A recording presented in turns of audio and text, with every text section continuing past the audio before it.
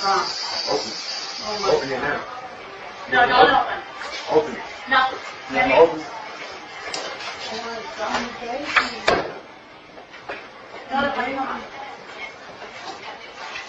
Come on, look at me. Yeah.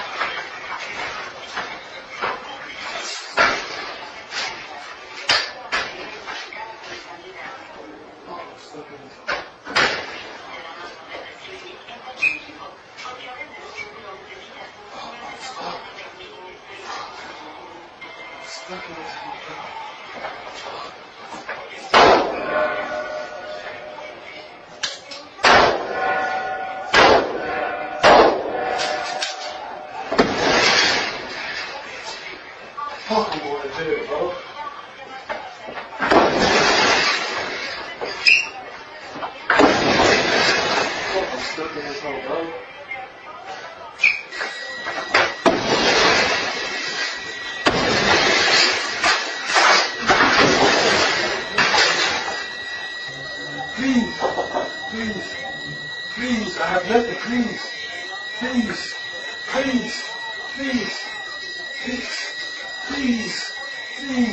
I have nothing, please, I'm sorry, please, help, please,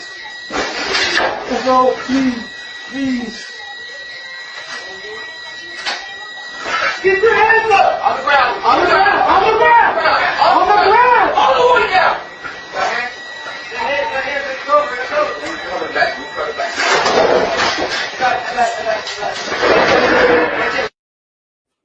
Okay, sometimes justice is swift. And in this case, justice was handed out by the dumb criminal themselves. Hey, folks, welcome to the program. Thank you for being here. Do me a finger. Please, use your finger and share this program. Right? Share this program, rumble it right now. We're going to be talking about what's going on in Georgia and other things. And are we about to get some election justice? Well, we're going to debate that. We're going to talk about it. Today's program, by the way, is brought to you by the fine folks at Gold Co. Yep, at Gold Co. Here's what I'm asking you to do. I'm just asking you to go to jovanlovesgold.com. I want you to request your free gold and silver kit today because now is the time to protect your money with gold and silver. And by the way, if you had been paying attention all this time, I started telling you this, that you've got to worry about your IRA, your 401k, etc. When gold was less than $1,500 an ounce, and by the way, it's over $5,000. This is not about investing in gold and silver. I want to set that out to you right now. This is more about, I need you to know how gold and silver can protect your retirement. That's the main thing, because in fact, if you wanted to get into your retirement account right now, say we're hitting this horrible ice storm, your roof caved in or something, and you tried to get money from it, these rat bastards are unfortunately probably going to try to ding you 50%, and it's your money you've been paying in for years. This is a workaround, right? This is a workaround, and you have to understand how this works. Please go to jovanlovesgold.com and request the free information. Okay, now, like I said, we're going to be talking about Georgia. You might have been watching the news. You might have been seeing an FBI raid going on in Georgia. Yes. It's going to be interesting. It's going to be interesting how all this comes out. The day before yesterday, part when I was not here, I was actually in Georgia for part of that time. It's going to be interesting how this specifically plays out. But is it like anything else? Is it just going to be a political hand job? Little GOP fellatio? I don't know. But that's what we're going to talk about. Do me a favor, will you please? Share this program right now. We're going to get started in a few minutes. but this is something you need to stay abreast of and be aware of. We'll be right back right after this. Extra, extra! Trump deported a U.S. citizen who didn't even break the law! No way! Really? Yeah. Okay, but did that really happen? Well, technically, he was an undocumented U.S. citizen, and he did break the law, but only in the sense that arson is still illegal. Technically. Technically. Well, I'm already feeling emotions, so none of those distinctions matter. What? The story was a complete lie. A lie? Because of some technicality? Technicality. How about this? Trump deported a community organizer even though they were born here and never broke the law. Just because they were Hispanic. Oh my gosh, I'm so emotional about that. And when you say he was born here... The world. He was born in this world. Human like the rest of us. Technically. Tech in Italy. And he wasn't in a gang? Oh, I get it. When white people do it, it's community organizing, but when a Venezuelan does it, he's in MS-13, technically. Ethnicity. Yeah, seriously. You've got to be kidding me. Oh, you just want to blow that off? Well, how's this, you monster? Trump deported an aspiring nuclear physicist whose family had been here since the Mayflower, simply because he got a tan last summer and looked a little brown. I feel I need to ask for clarity. Clarity? I think it's clear you're going to hell. By here since the Mayflower, do you mean he's of Aztec descent? Technically. He was also technically... Chechnya. a child trafficker. We're done here. Just another uninformed voter with his fake news. Thank you for watching. Warning. The following program has been rated Gilligaff and is intended for open-minded audiences. If the truth offends you, or if you are allergic to focused intensity, intellectual athleticism, or the occasional F-bomb or even irreverent humor, please switch off now. If your delicate sensibilities need to be worried about or addressed, might we recommend the Underwater Basket Weaving channel to you? Otherwise, sit back, enjoy the wisdom, insight, and wicked sense of humor. Cut the crap. How many times a day do you want to say that to politicians, the elite, the loony liberals, the fake news media, and the gender-confused, emotional socialist snowflake crowd? Cut the crap is your secret weapon for fighting for our freedoms and our great republic. It all begins with a massive mental enema, freeing you from the toxic news and politically correct views, which constipate your consciousness with stinking thinking. Your host, Jovan Hutton Pulitzer. He's known for calling out politicians and telling them to cut the crap. You've seen him on virtually every television network and listened to him on Coast to Coast Radio. And now he's here to help you learn to fight for America. Culture, race, and American politics. They all have one thing in common. They all need to cut the crap. Now, here's your host, Jovan Hutton Pulitzer.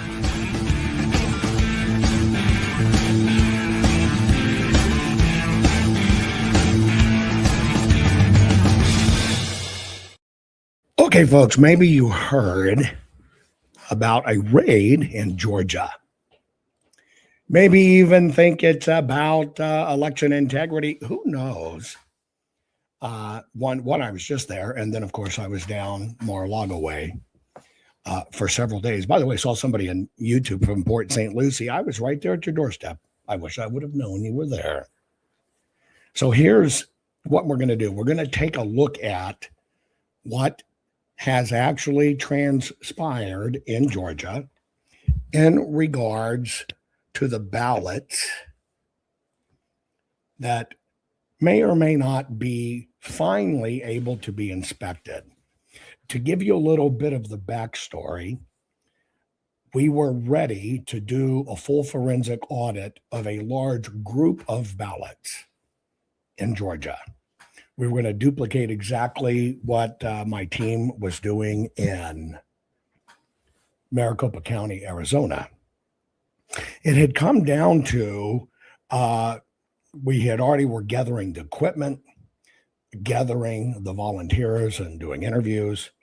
And there was this raging debate going on with the county, who kept on throwing roadblocks at us. This is how it works. So yes, they're going to turn over the ballots. And then they say, well, you have to inspect it at our facility. And of course, when you think about forensics, there's a lot of equipment involved, right?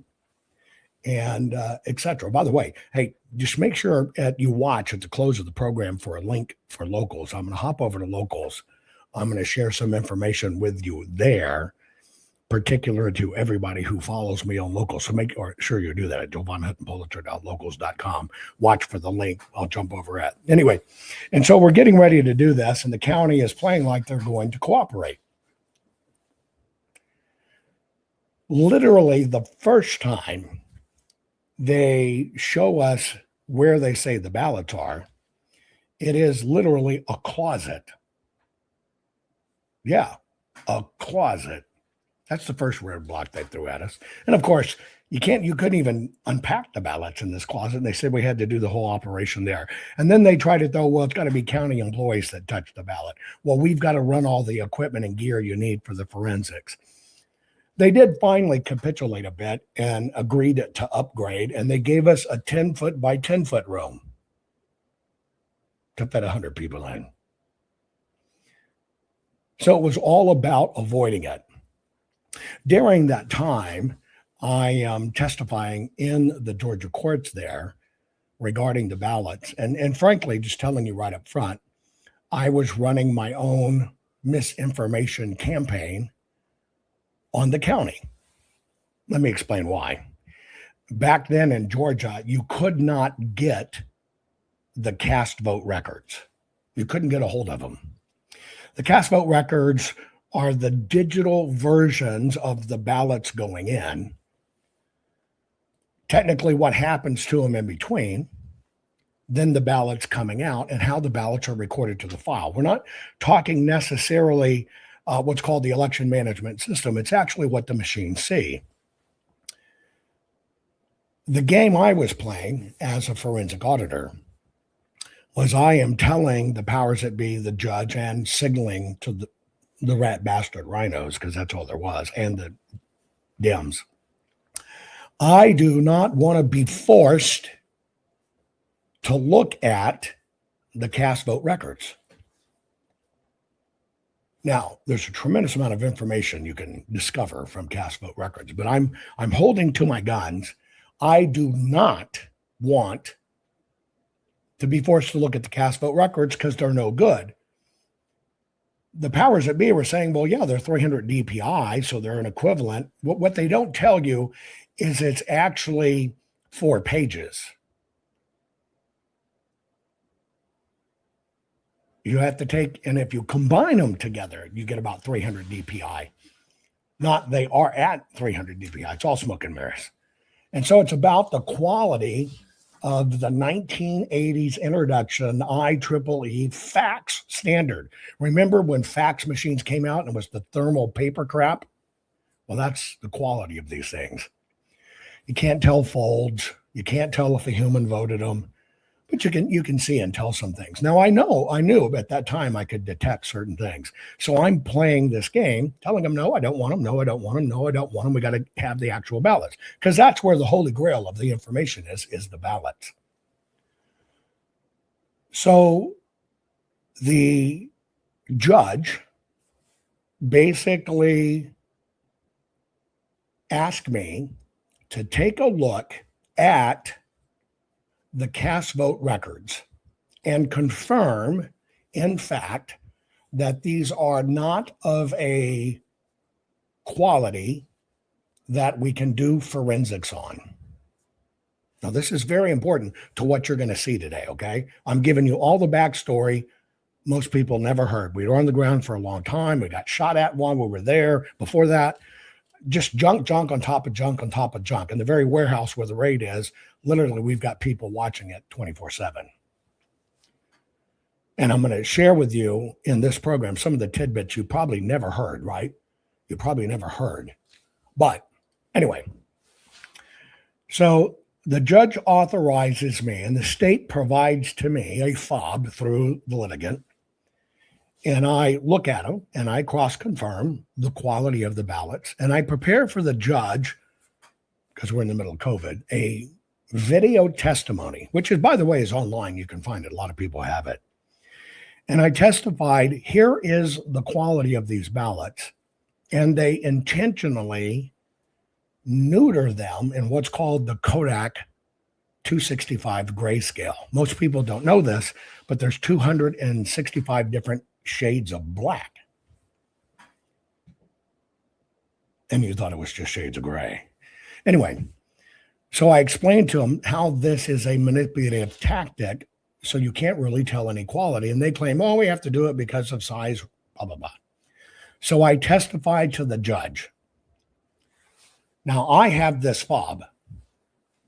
It has been passed to me.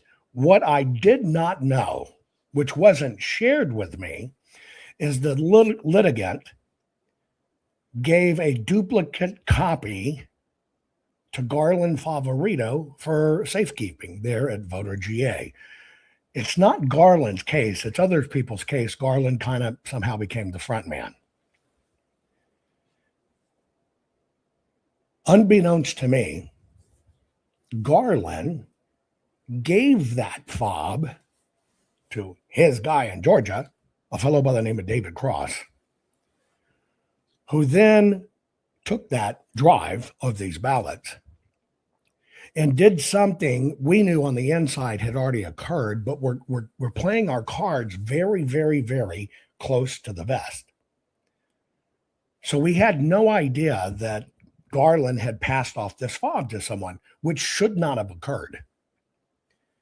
Cast vote records were not available at that time. Well, what happened is this fellow, David Cross, who, by the way, rode this to a position in the Fulton County party, right? Rode it to a position of leadership. And then when people started to find out he wasn't really qualified to do it and what he had done to them, he basically recently said they stole the vice chairmanship from him. So this guy rode it to a position. Well, here's what happened. What we already knew we could do through basically computer vision is we could look at the ballots very quickly and assess a program to see, had the ballots been duplicated? In other words, had they run the same ballots in and out? That's where you stop looking at it like a ballot and you look at it kind of like a QR code, my specialty. Wherever the dots are, somebody filled in and everything else, it makes its own image, and you start looking for that image reproduction.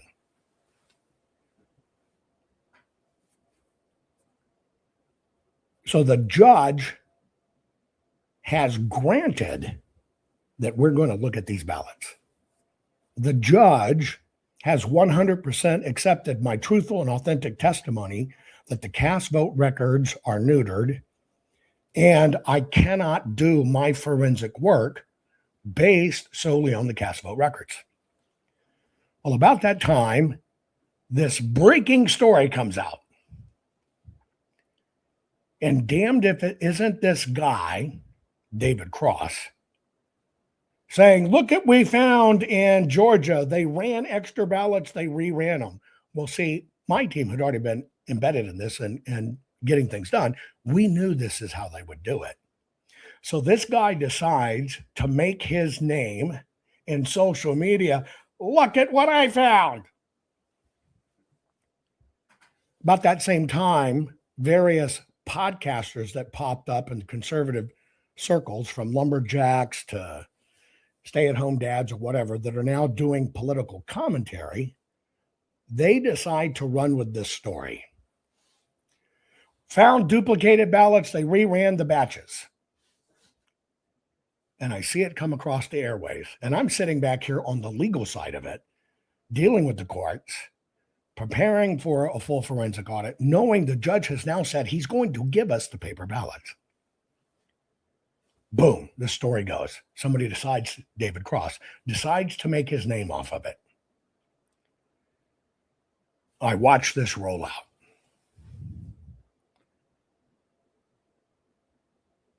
Because I'm the auditor going to audit it and do the forensic. So I like you, learn when it hits social media. And I'm like going, Holy shit. So I pick up the phone. One of these days I'll release the recording because I have it recorded. And I get all of the people on the line, Lumberjack, maybe it was CanCon, maybe a few of these others. And I get them on the line and I said, guys, you must immediately pull down this interview.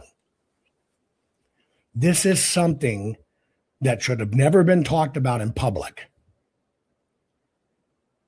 should have never been revealed. And we already know we've got them legally. We've got them. We've nailed their ass. Maybe 2 or 3 of them pulled down their interviews. And the one other kid, I think his name was Nick Modick or something like that, basically said, you're just trying to get the story by yourself. You're just trying to be the journalist who breaks the story. And I said, he's a kid. I said, you got to get your fucking head straight. I'm the auditor. And what you just did is you fucked all of Georgia. And conversely, you fucked the entire country. Because here's why. We know we're doing Arizona, and we're about to show the exact duplicate occurred, right? The exact duplicate occurred in Georgia. It is a legal slam dunk to show widespread collusion, pre-planning, conspiracy, and racketeering. This kid wouldn't budge, and they ran with the story. I call up Mr. Cross. He bitches and moans, kind of does the same thing. I track it down. I literally tracked down the kid who wrote the visual identification program for David Cross. He didn't do it. And in order to get that kid to be quiet about it and to shut it down, our company bought the software he used, bought all the code, and shut it down. Because I said, this is for court proceedings. We are literally 2 weeks away from beginning a full forensic audit of the ballots that will prove this has all been rigged in game. Once that story broke, thanks to David Cross and Garland Favorito, hundreds of attorneys descended on Georgia, suing and threatening the judge. So behind the scenes, now the judge is being threatened. And we had it in the bag. I mean, we had it nailed. I say, in my opinion, the judge got cold feet and he reversed it. Now we're not going to get these paper ballots. Now, if you're brand new to my program, I'm going to explain why this is important. If you show it in a cast vote record, if you show it in any of the digital data, it's a misdemeanor because they can claim, uh-oh, that was a glitch in a computer. We didn't know it. It's $1,000 fine maximum, whether you did 1 or whether you did 1 million. Right? And the judge, with tremendous pressure, backed out. Why? Now, if the 140,000 ballots we're talking about, and I'm rounding, in Georgia, which we knew what happened, each ballot manipulated and modified is a felony, a federal crime and a state crime with a 20-year sentence. Each one, meaning it's compounding. You get it? Do the math. Even if it was 1 year per offense, we're talking about a 140-year prison sentence for multiple people. Yes, I'm letting my anger get through, but you need to understand. I want you to understand. So in one fell swoop, all of these people trying to make a name for themselves online because they believe it's a contest. They believe it's a popularity contest and they're patriots and whatever. And everybody's a brand new broadcaster and they're going for views and clicks. While I'm going for convictions, they're going for views and clicks. Everything cratered. everything. Everything, 100% gone. Now, here we sit 5 years later.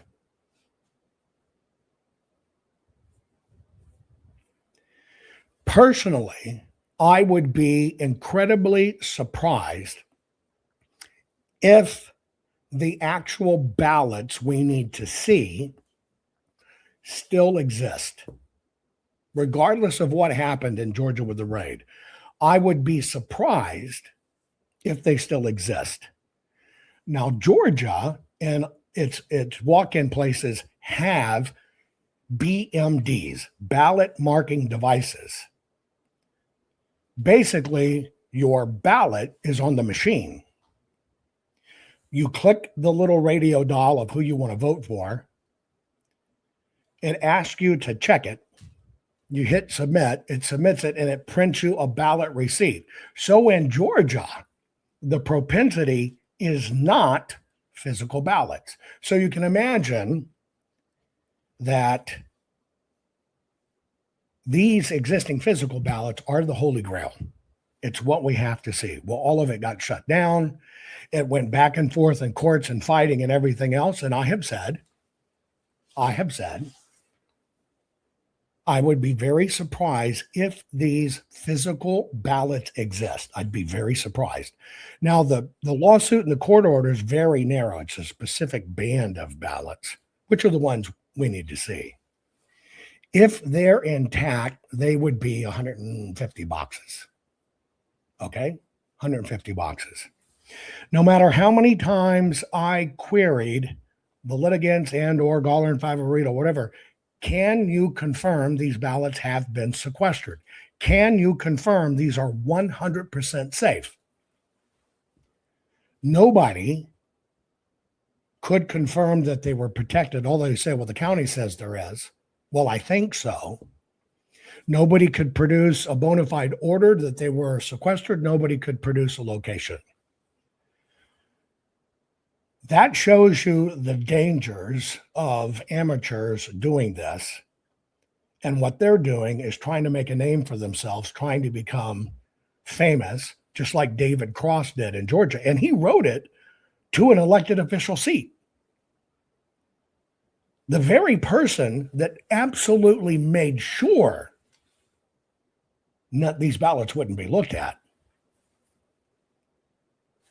when none of this should have been talked about, ever. It should have been kept quiet. We'd have nailed this rat bastard to the wall. We had it done. See, this was well before they understood, meaning the system, what we could really do with kinematics and prove.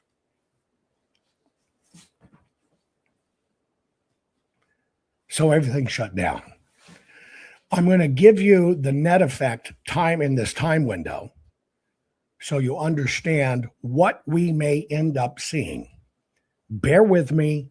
You need to understand the subtle differences, and then we're going to analyze what's going on, okay? I'm going to go back to Maricopa. Maricopa supposedly had 2.1 million ballots executed. 85% of them roughly mail-in ballots. That means they're printed on a machine, that's color, they're mechanically folded in an exact place, and we can detect the nature of the ballot. Now, every one of those categories, every single one of those categories in Maricopa failed.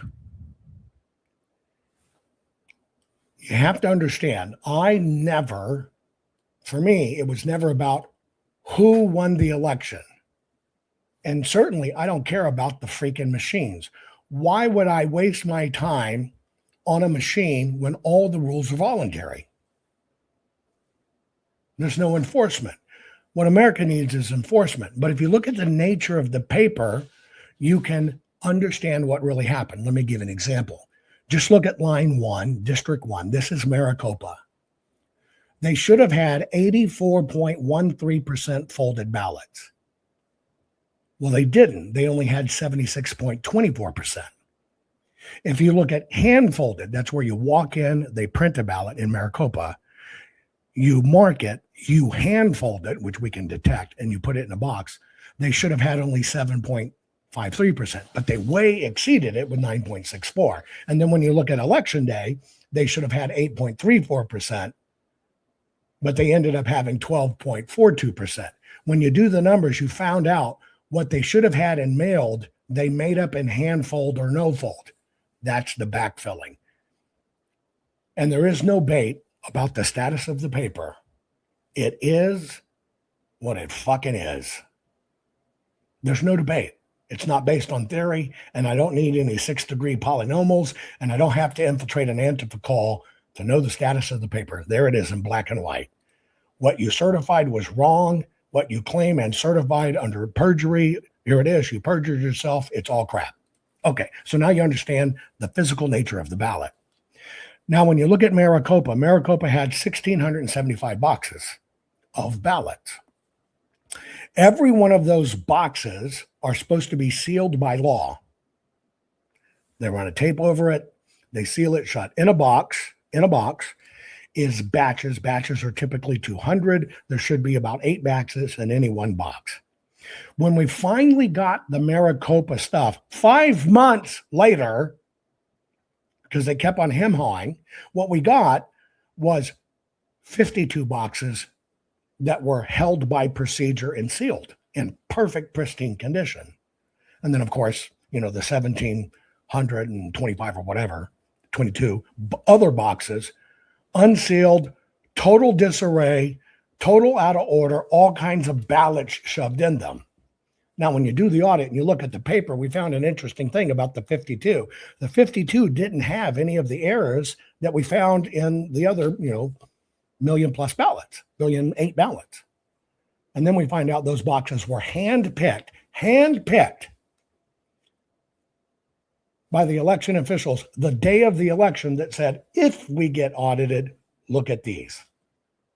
Now, these boxes are all kinds of different numbers throughout the thing. And when it comes to an audit, they say, well, let's just pick a random few. They tell you it's random, but they know which boxes to pick. And that's the boxes they pick, and they were bang freaking on. Bang on. The other boxes is where the crap was. Now, why do I tell you that? Because when you understand that in Maricopa, what they did and how they did it, then you have an answer to the question of why 1 month after the election, already certified by the county, already certified by the state, already certified by the federal government, then they ran in 118,019 ballots. Why'd they do that? Because they knew we were coming. They knew at that time we're going to get these things. So they bought themselves time to now backfill. When you understand that, you now understand Maricopa was having to do it over 2 million ballots. In Georgia, we're talking, let's just call it 140,000 ballots. And they've had 5 years to clean up this mess with no supervision. If they're there.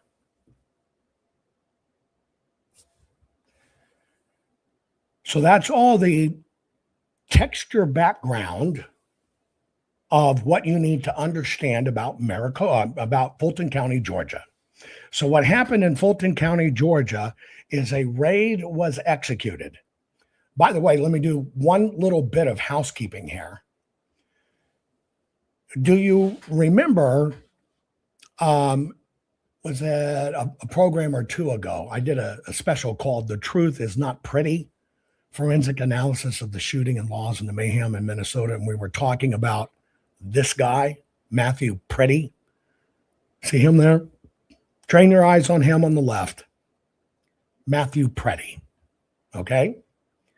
Now, Matthew Pretty, just like George Floyd was a prototype. The government officials get people to break laws for them. First thing I want to show you is the left's assessment of Matthew Pretty. Caring for people was at the core of who he was. He was incapable of causing harm.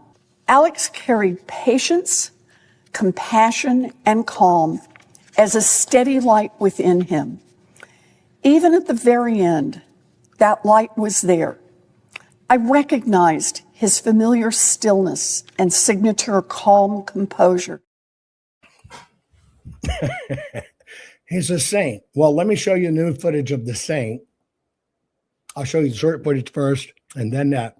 Here's Matthew a week and a half before.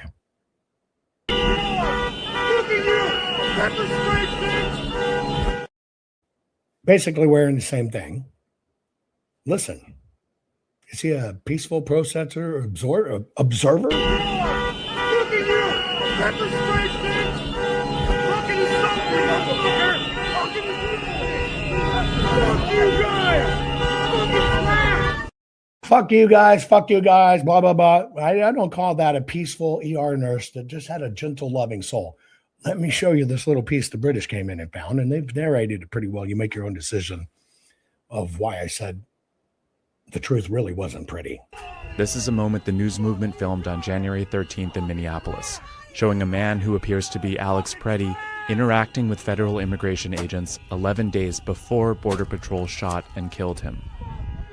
Our footage was analyzed by the BBC, whose facial recognition technology confirmed his identity to a 97% degree of accuracy.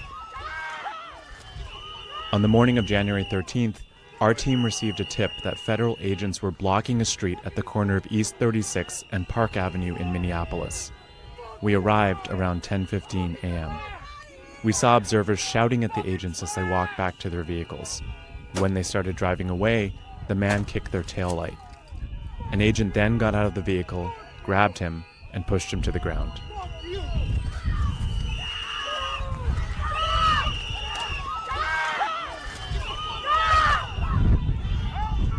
During the altercation, agents fired tear gas and pepper balls into the crowd. They continued to hold the man down before they retreat and he walks away.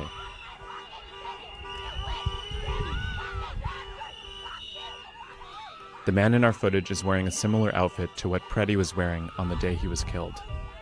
What appears to be a gun is also visible above his waistband.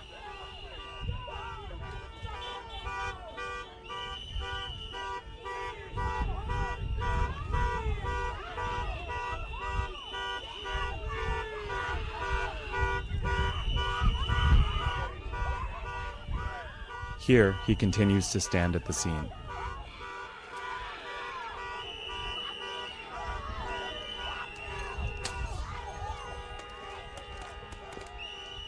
On the day he was killed, the Department of Homeland Security claims Preddy, a 37-year-old ICU nurse, approached officers holding a handgun. That claim has been contradicted by analysis of bystander videos from multiple news investigations, which concluded that Preddy was holding a phone, not a gun, when he was pinned to the street.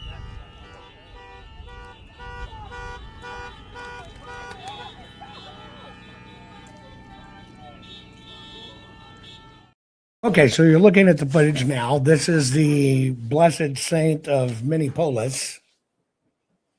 The agents missed the gun, but they were familiar with the guy who was violent. So I want you to understand, and that's why I did that one program, is this is how and why government officials get common citizens thinking they're doing good to commit crimes for them. In fact, in that one video, there was about 11 different crimes between federal and state crimes and Minneapolis crime statutes, which I went through in this one program. Just in that video, you can see. That's why I want you to understand we're under a mass manipulation from all angles, and this is how it works. Now, the reason I give this to you is because we're going to have to try to decide what are we really looking at and what will really happen as a result of this FBI raid in Georgia. That's the topic. Are we going to get 2020 election justice? Juan Pinard, thank you so very much for that generous tip on Rumble. God bless you. Thank you for supporting our work. I want to show you a few things just quickly. I know you know it, but I want to show you a few things quickly of how far our system has fallen. Here is a fellow running for the top enforcement official, AG, for the state of Ohio. This is how much The system has enabled criminal activity. Watch this guy explain himself. Running for AG in Ohio. Hi, this is Elliot Forehand, candidate for Ohio Attorney General. I want to tell you what I mean when I say that I am going to kill Donald Trump. I mean, I'm going to obtain a conviction rendered by a jury of his peers at a standard of proof beyond a reasonable doubt, based on evidence presented at a trial conducted in accordance with the requirements of due process, resulting in a sentence duly executed of capital punishment. That is what I mean when I say that I'm going to kill Donald Trump. He had to make that video because he put out a campaign thing. He did a while back when he had a lot of posts, fuck Charlie Kirk. Anyway, this is the type of people they are raising up in politics. This is going on all over the place. We know we have rat bastards. And by the way, you saw Ilhan Omar. Did you see her little stunt making it look like she was attacked? And now it's all coming out. She was friends with the guy. It was actually staged. Somebody comes spraying something on her. Did you see that? Put it in chat. Here's a different angle of that spraying. She got sprayed with some unknown subject. Here's a different angle of it. Well, apparently a priest has sprinkled Representative Ilhan Omar with a little bit of holy water. And I mean, that bitch just took off like she just got caught in a daycare scam. Daniel, God bless you for that tip on Rumble. God bless you. It all goes to election integrity and everything we do. God bless you for supporting our work, our team, and our program. Okay, so we're going to go to Georgia. My bridge between the two is the truth ain't pretty and the pretty lie. Let me show you a Georgia high school, what they did, a Georgia high school where we're about to go in response to the ICE stuff in Minneapolis.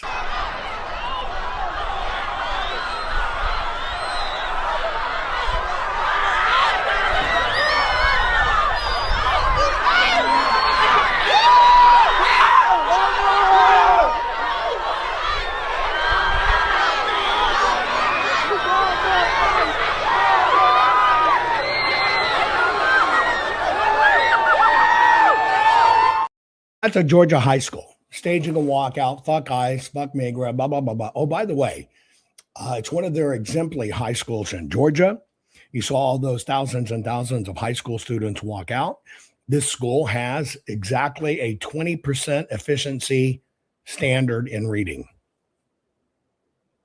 Yeah, only 1 out of 5 of their students that are there or graduate from there can read, which is what the government wants. Here's the story coming out of Georgia. FBI agents are on site at a Fulton County election office in Georgia, where they are conducting a search. David Spunt's got more details for us on this developing story. David?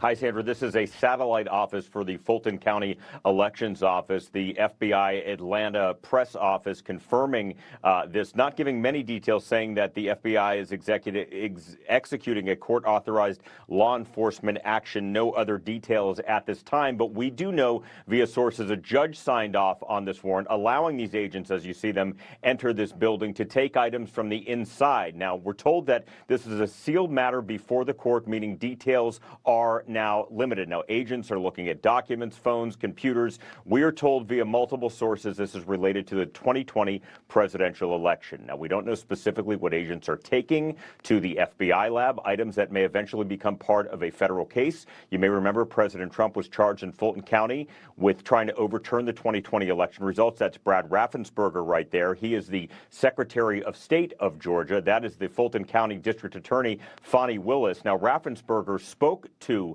President Trump back in early 2021, and Trump said that he wanted to find some 11,000 votes to help win the election. Raffensperger said that he felt pressure from Trump. Willis then took Donald Trump to trial. That didn't happen. In 2023, she said that her prosecution was all buttoned up, ready to go, but it was completely derailed after it was revealed she had an intimate relationship with the top prosecutor on her team, and it could have tainted the case. Late last year, a judge dismissed the case in its entirety. It's important to point out, Sandra, that a judge typically would not just sign off on a warrant so the FBI could go on what's known as a fishing expedition. It's likely the FBI and DOJ presented some credible evidence to the judge for the judge to go ahead and give the green light. No immediate comment from the Justice Department. Again, the FBI confirming this court-authorized search warrant. We are waiting to see if perhaps Director Kash Patel, Attorney General Pam Bondi, or even Secretary Raffensperger, or perhaps Governor Brian Kemp have anything to say. Okay, to remind you, once I testified in Georgia in front of the Senate, I was called in to testify about could we figure out what went wrong. Raffensperger, they dedicated, it's still there, I think, a full web page to me, calling me a failed treasure hunter. All it was a hit piece. I am the only person in the United States of America that actually has my own page dedicated to little old me on a state government website. Simply because my testimony there and showing facts went viral, 100 million some odd views. Of course, they scrubbed it all as fast as they could and started threatening me. A little bit about Fanny, otherwise known as Gorilla Grip, her boyfriend, Nathan Wade, which is the lover she was doing the gorilla gripping with. He literally, hang on, thank you. Crystal, I can count on you, sweetheart. Okay, hang on one second. Let me share something with you. Share screen here, here, here. There it is. I have my own fact check site on the Georgia Secretary of State site. Fact check. Georgia Senate masquerades failed treasure hunter as hacker and election security expert. Here it is. Right? Now, what's interesting is this hack job, I kind of knew it would eventually, I knew every word of that article before it came out. Do you know how I knew every word of that article before it came out and I knew it would be used? Let me tell you why. I found out during that time that these bad rhinos and stuff had already infiltrated me. As soon as I went viral in November of 2020, showing its the folds, and it just hit the storm, I get a call from an attorney who's very well known saying, let me help you put together your affidavits, blah, blah, blah, blah, blah, blah, blah, blah, blah. So I think no harm, no foul.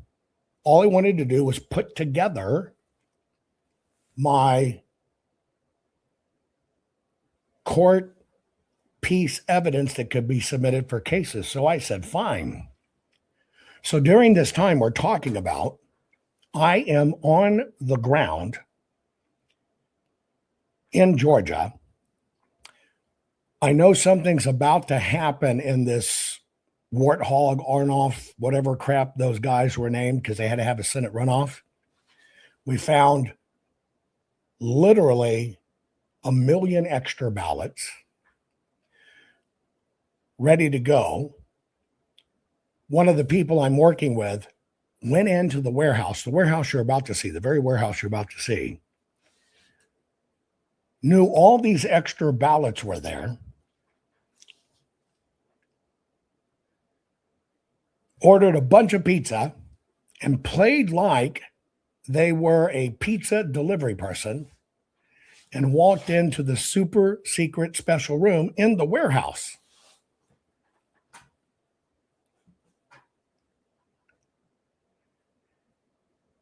The people in the warehouse, and this is the stuff the GOP, and I'm telling you stuff many times, many of you have never heard it, the GOP did not deal with, did not let out. We had 24-hour surveillance on these buildings. I am talking to some of the highest DOJ people at the time. I noticed a few things about the warehouse I'm saying, hey, a lot of these people are Nigerian. They're not even American nationals. And I'm saying this is a shitload of rental cars.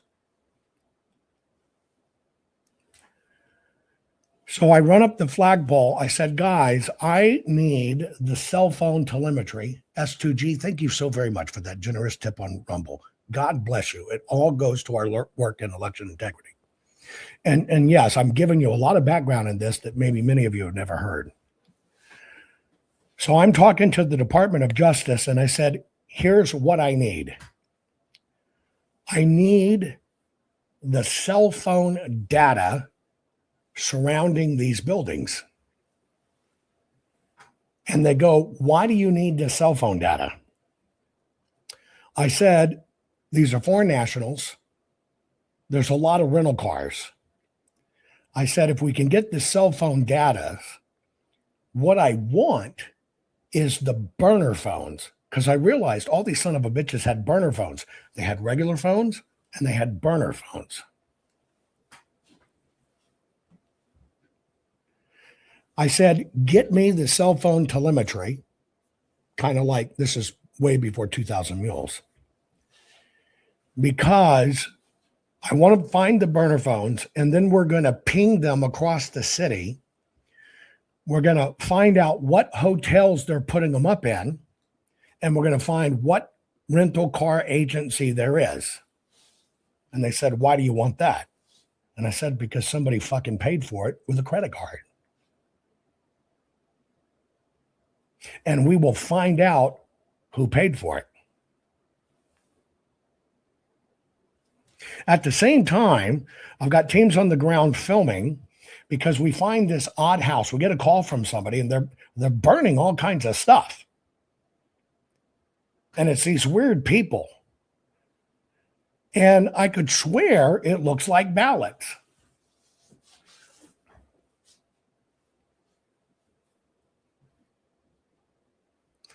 So we put a crew on the ground. We get video. And sure enough, at this residential neighborhood, there's a very large home. And in the backyard, they have burn barrels.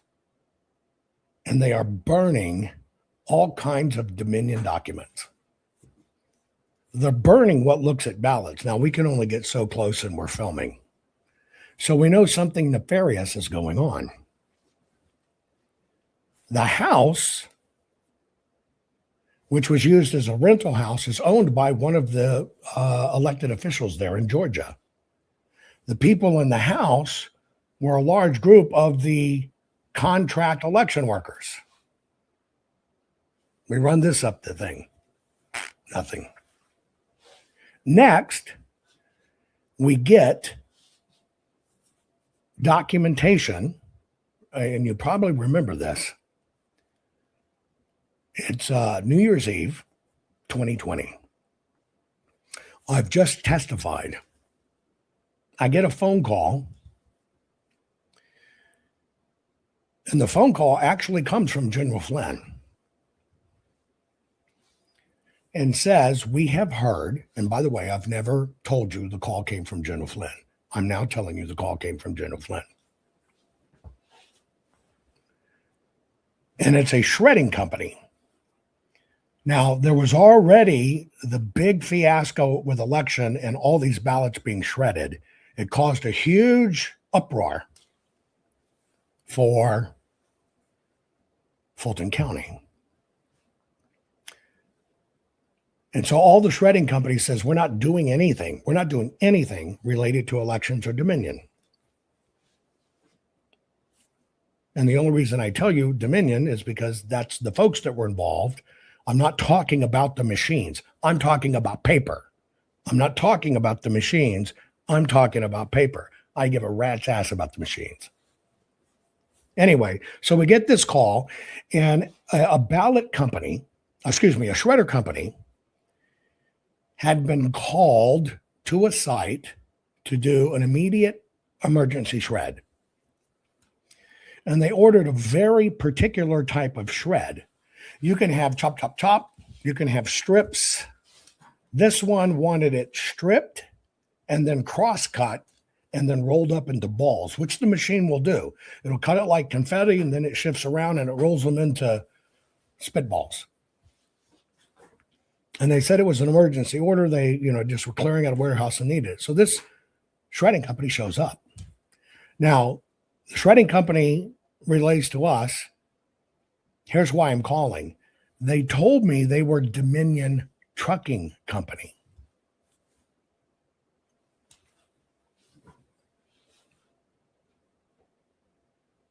When we get there and we're shredding and we're taking the credit card to get payment, the credit card says Dominion Voting Systems. He said, so my guy stopped the shredder. He'd already been through a lot of it. He said he stopped the shredder. And this guy, good American, said, I think this has to do with the election. It worries me. I don't want any part of this. So I get the call in Georgia. We're staying at a friend of mine's house. There's 6 or 7 master suites. We all, for security reasons. The attorney who had infiltrated me was supposed to stay there. When this call came in and he heard what I was about to do, he split. And we didn't see him for 2 days. He was just gone, which tells you a lot. So what we did is I told General Finn, look, I got people on the ground. I had about 10 people on the ground. We organized a safe location and we organized a team to go pick up the truck. The shredding company offered us the truck. Pick this up. Get out of it what you need. They surrendered voluntarily the truck to us.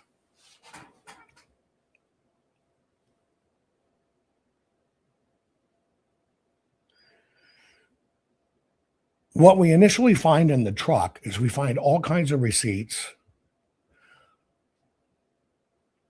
pretty incriminating stuff.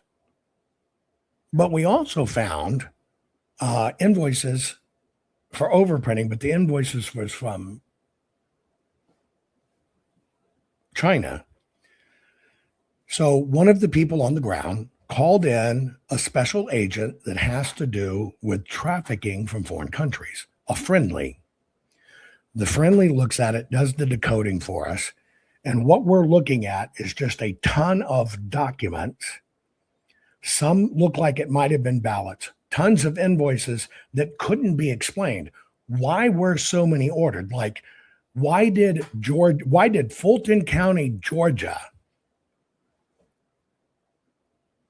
order immediate registration packets to do voter registration for Fulton County, but they ordered more for Fulton County than all the voters in the entire state of Georgia combined? So now what I'm doing is I'm running an investigation to do this. This is where I've got forensic people involved. We're looking at the ovals. I've got one of the ballots from the truck up north. Remember the printing company that mysteriously went up in flames? I have some of the evidence from that, and we're doing forensics on those ballots that could be saved to look at them to understand where they come from. I've never disclosed that before. And so all of this is kind of going on at once. And we're trying to find all this out. And we discover a website by the Democrats saying you need to confirm your vote. You need to confirm if you're registered. Now, I want you to remember, the election just went on. Now, this is a special election, which means it's a second election. The Dems ran an operation saying we need to confirm your vote. We don't know if they're recording your vote. Now, here's how that website went. You go to the website, you put in your full name, you put in your address, you must send a copy of your driver's license attached to the submission, and you must sign your signature, take a snapshot of it, and send it to. By the way, those are all the pieces you need to create a fake vote. We submitted to it. Never anything from the GOP, from the Dems.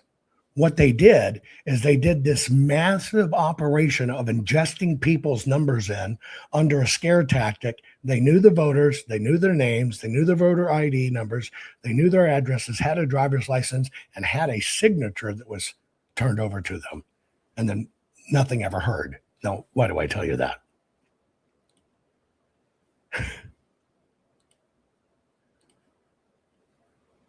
Obviously, if you're going to manufacture votes in this runoff, you need that stuff. Okay? So all of this is kind of coming to a head. This was long before I really started talking to you guys. And I'm told that the White House, Homeland Security needs a debrief of everything we found. But it came with a hook. And the hook that it came with is that, ready? Mark Meadows was going to listen into the call.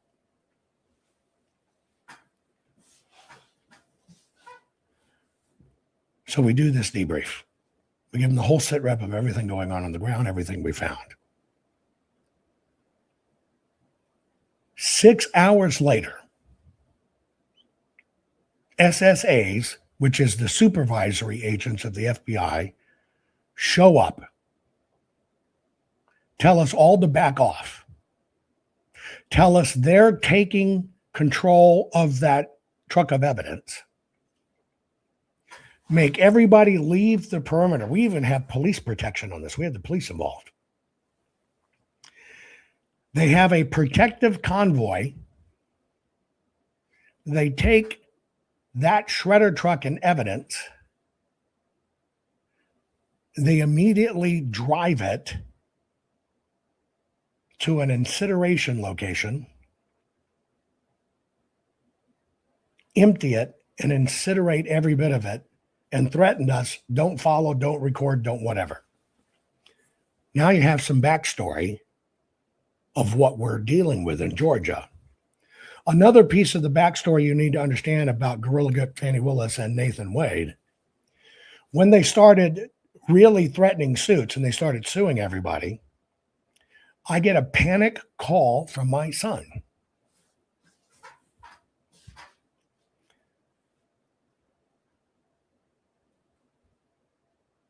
Nathan Wade, which I have this recorded too. Nathan Wade, even though I'm very reachable, people on Twitter and everywhere, you know that you can reach me. I look at it. I look at everything. I'll answer you. I'm reachable. Nathan Wade called my son, my daughter, my ex-wife, and 2 stepchildren, basically telling them I was under investigation by the government for this election stuff and making threats to them, not to me, to them. When I get word, he never called me, never emailed me, never reached out. My number's never changed. My email's the same. I'm very reachable. I call Mr. Wade and I get him on the phone. Send him an email, said I'm going to call. I get Mr. Wade on the phone and I said, I understand you're trying to reach me. Why are you calling my children? And he says, well, we need you to come to Georgia. We're subpoenaing everybody. We need you to come to Georgia and testify and explain everything. And I'm already hearing from all kinds of people, everybody that was testifying, everybody that was really doing work, they called everybody. And he basically said, we need you to come down and you have to sit basically for a deposition, but you cannot bring an attorney or have representation. I'm going, well, number one, you can't do that. I said, I got a question for you. And I said it like this. What the fuck are you doing calling my children when you can call me? He said, there's no need to cuss. I said, let me say it again. What the fuck are you doing calling my children, threatening them and scaring them when you can call me? Well, I'm going to do this and I'm going to subpoena you, whatever, and this and this and this. And he went on this whole diatribe, and then he broke because I'm badgering the shit out of him. And he says, I don't have to ax you. I can make you come to Georgia. I said, let me get this right. What do? You're a prosecuting attorney and you can't even fucking speak English? Axe? You're gonna take out an axe. You're gonna hit me with an axe to make me come to Georgia because you don't have to axe. I said, can't you even fucking speak? Where'd you fucking go to school? Of course, this riles him. But I said, tell you what, I'm authorized by the Fannie Willis, whatever. I said, great.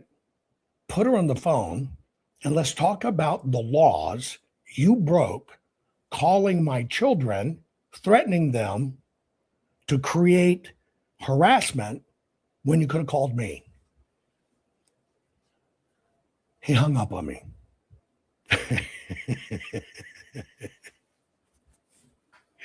I don't know if it's because I called him out on his legal bullshit or I called him out. You're going to ax me? You're threatening me? You're going to ax me? So what kind of fucking education do you have? You can't even speak English. And you're a prosecutor? Anyway, now you have a lot of the background that I went through. It traumatized my young son. Then you combine that shit when they tried to assassinate me and almost got me, almost killed me.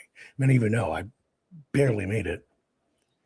So you can imagine the havoc this wreaked on my family, only to have conservative supposed daily podcasters threatening me. You didn't do an audit. You didn't do this. And all of those guys called my children and threatened them. So you're getting a lot of the backstory of all the shit that went on in Georgia.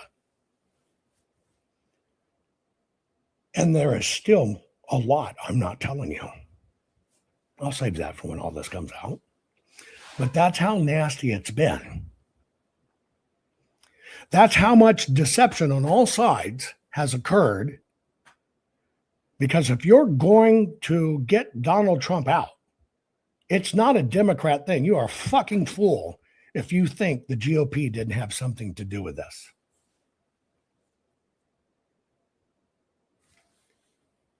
Here's a little bit more in Georgia. I take it you assume that all of this information is going to be readily available, and if it's not, that's going to be an issue?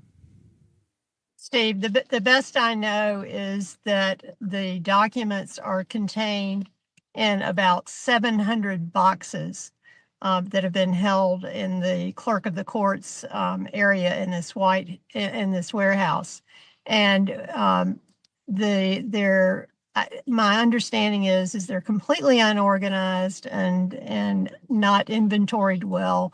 We don't know where the documents are in those 700 boxes, and I have advised people over the last several months that we have no other choice but to recommend that all 700 boxes be removed and taken out of the hands of Fulton County so that we can look for the documents that we've been looking for years and have been unable to get Fulton County to provide or produce or even try to find.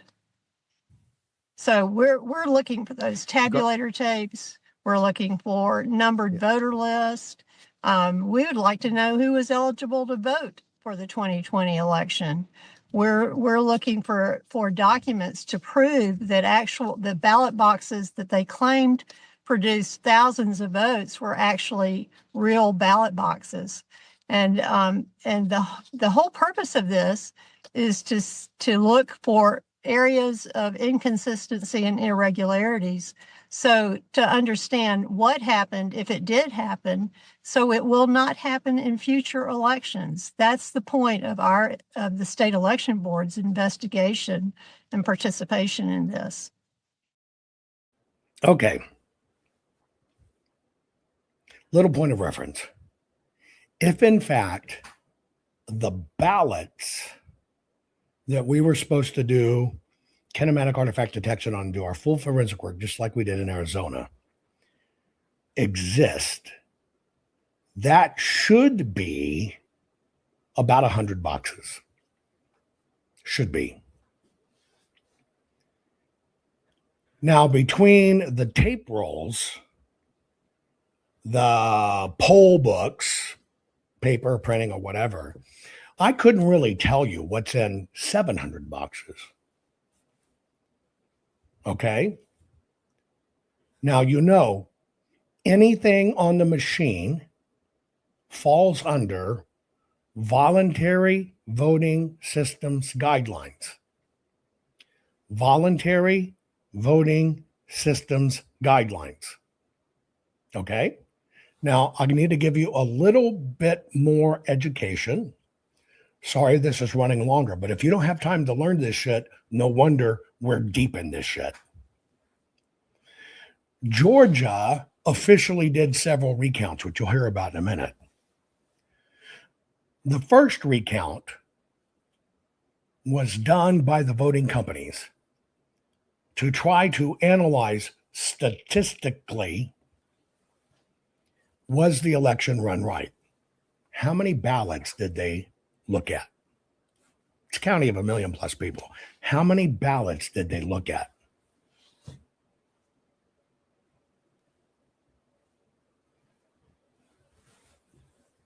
$25.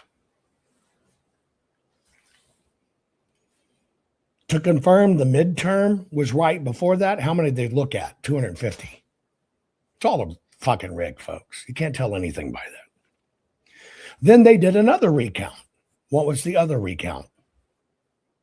Recount. They're going to recount well, they took the receipts from the machines, which, by the way, you found in the boxes, this at least got out, that what it said on the card, the placard for the header for the batch, was wrong. But they took the receipts from the machines, they totaled up the receipts.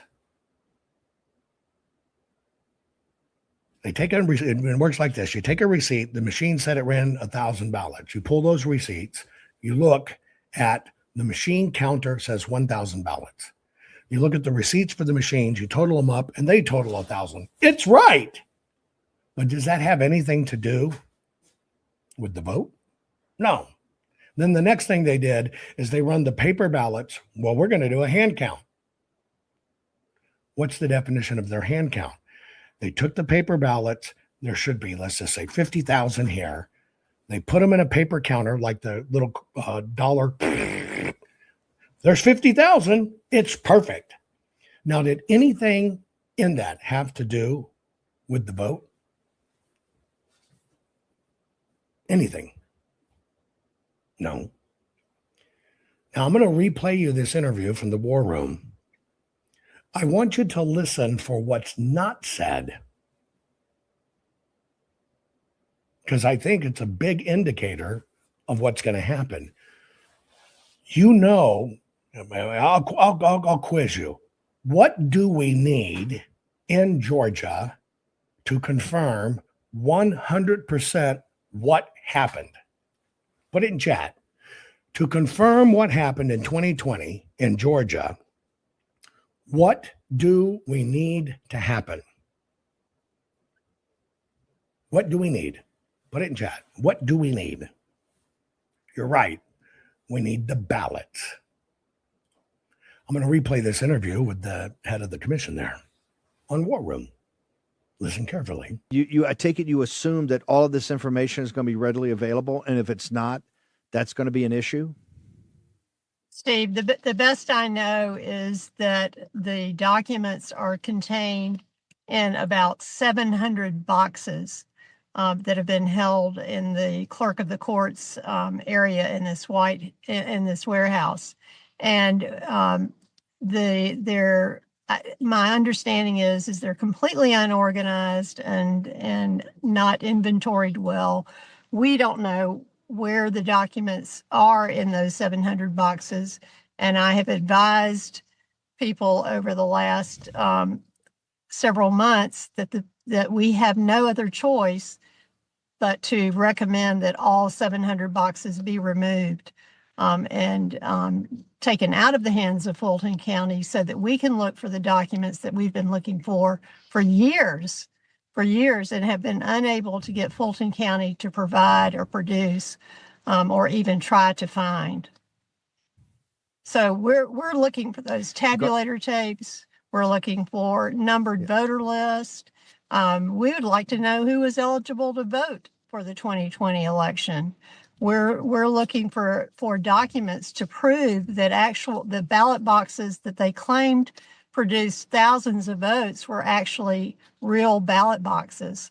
And the whole purpose of this is to look for areas of inconsistency and irregularities, so to understand what happened if it did happen, so it will not happen in future elections. That's the point of the state election board's investigation and participation in this. So let me ask you a question. If you look at a tabulator roll, tabulator receipt, can you tell what happened? No. If you look at who voted, just a list of who voted, can you tell what happened? No. If you try to confirm, was a ballot box actually a legitimate ballot box, meaning outside drop-off, can you tell what happened? No.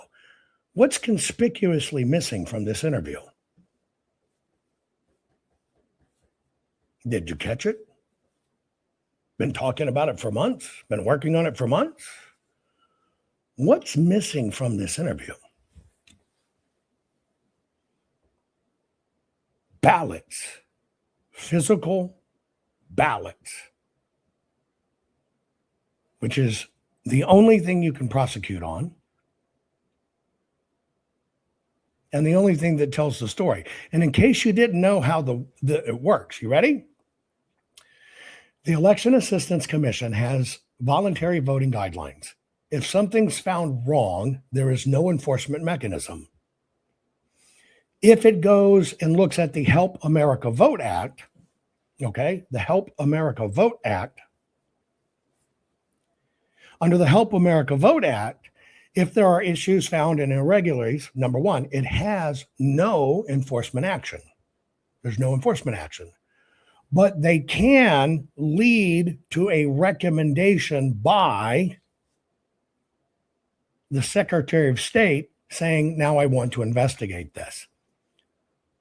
Who's the Secretary of State?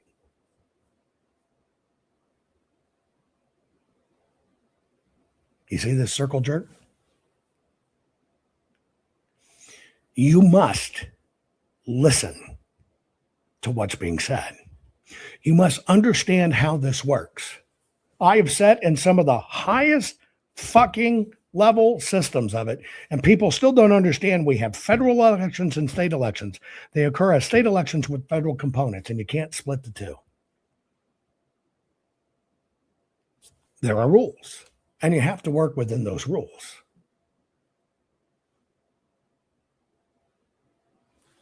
So for me, the first thing I say in this, why did she never mention what all of this was about to begin with, the missing ballots?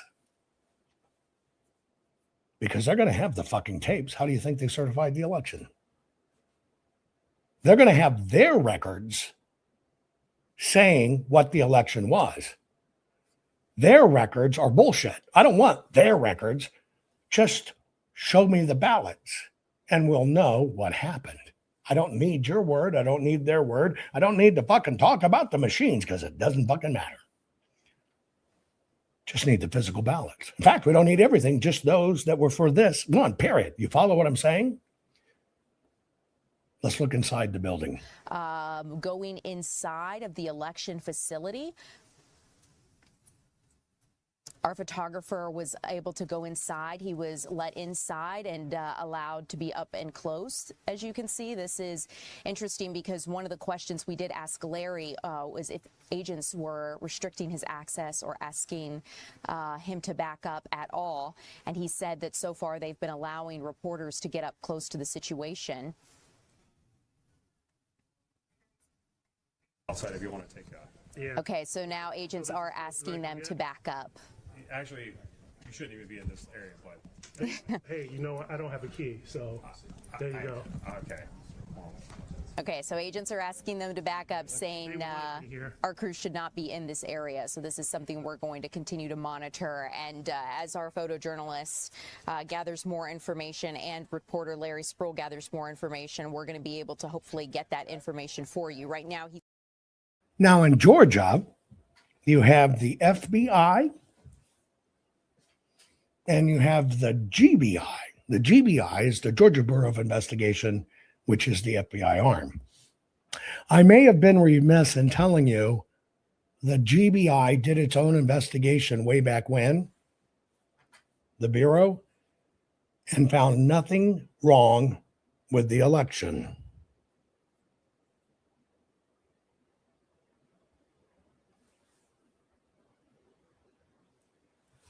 Now, you might have saw all those boxes in the background. Do not assume that is evidence for this. Here's why. There have been 3 elections since then. A special election, kind of a midterm, whatever it was, and then this new 2024 general election. So don't think you're looking back there and you're looking at that's the 2020 room. That does not exist. But here is what they're saying on the ground from the official standpoint. Hi, everybody. Listen, I know you're watching the news. You're seeing a lot of stuff about this FBI raid at the Fulton County elections and registrations. I'm on the inside right now. So I just want you to be like real discerning about all that you're hearing from people who are on the outside of what's going on. I'm going to give you the truth about what's happening. So they served a warrant, the FBI, this is Trump, serving a warrant to go pick up the 2020 ballots, which are in a secure location inside of here, 700 boxes. The first warrant that they gave was incorrect legally, like they didn't follow the right procedure. They went back and they fixed it, and they came back and now they are actually collecting the boxes. They are in the chain of command in Fulton County is that once they are archived, they become the possession of the clerk of Superior Court, which is Shay Alexander. She is here and she is with them inventorying everything that they're taking. We, the commissioners, the chairman, the county attorney, are trying to figure out a legal plan as to maybe an injunction, a motion to quash. We don't know yet. We're trying to figure it out. We're getting all kinds of legal advice to stop this, because once they have the ballots, how do we then turn around and do something different when they've already got their hands on it? So this is an attempt to take your vote away. This is all about November 2026, about the primary on May 19th and then the November election. He does not want the midterm elections to take away his power. So he's trying to create chaos. So this is what he does. Chaos in Minnesota, chaos in Fulton County. We are a target. Protect your vote at all costs. I'm telling you, everybody always says your life depends on it. Oh, your life does depend on it this time. Okay, let me decode something for you. What Sergeant Pepper is saying, well, she's dressed like it. What else is she? You understand this is to go in to get specifically 700 boxes related to the 2020 election. Now, let me ask you a question. How does that cancel your 2024 or 2026 or 2028 vote? How does it take away your vote? Just a question. If they get a hold of 700 boxes, and there's ballots in there, let's just say this. How does that, for any voter in Fulton County, take away their vote?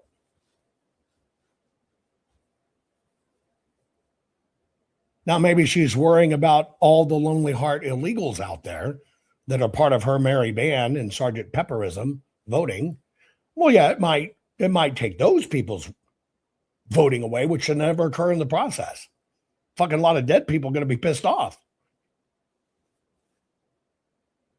But who, from a legitimate voter standpoint, is going to lose their vote? By the way, what the fuck does Minneapolis have to do with this? Oh, that's right. It's a narrative. And they got to play the narrative over and over and over. Well, I don't know if you remember this, but in my testimony in Georgia, way back when, I told you then you're going to find out that the rig occurred in adjudication. Here's what adjudication means. There's extra marks on the ballot. It didn't read right. You scribbled on it. You wrote on it. We don't know what it says officially. Well, when it goes in, they know your vote. It holds it up here, called an adjudication. It holds it up here. It takes a human to pull those back down and say they're legit or not, but they know everything. Now, if you know everything here, you work underneath. If we were to go back to 2000, you're looking at batches of 200. The average adjudication per batch of 200 was 1. If you hop forward to the midterms, coming forward, the average adjudication was 2. If you hop forward to 2016, 2018, the average adjudication was about 4 ballots per 200. That means 1 out of every 50 ballots needed some form of human oversight or human intervention of your vote. Now, the rules used to be that if any machine started, because it's there, but it kicks it out saying, look at it, look at it. Pay attention to this point because I'm going to show you something of how they pulled this off. Pay attention. In the olden days, when it got 3 or over, they used to assume something was wrong with the scanner and they would replace it. They would assume the scanner was broken. Okay? Now, I called this out in Georgia first because I had, interestingly enough, the Georgia numbers before I had certain adjudications for the full forensic audit in Maricopa. And I called out the head of elections there, basically saying they had about 200,000 votes in, and they had to adjudicate 147,000 of them. I'm going, howdy do. That's like 1 out of 8. Now remember, 1 out of 50 was a major crisis backwards in time. Swap that damn machine out. And all of a sudden, I'm looking at something that looks like 1 out of 8, 1 out of 9, 1 out of 10. I call this out and I show them. Well, they pushed back on it and say, we just misspoke or whatever. Now let's go back to Maricopa. In Maricopa, the way adjudication works is everybody used to work in one room where the ballots were being processed and tabulated.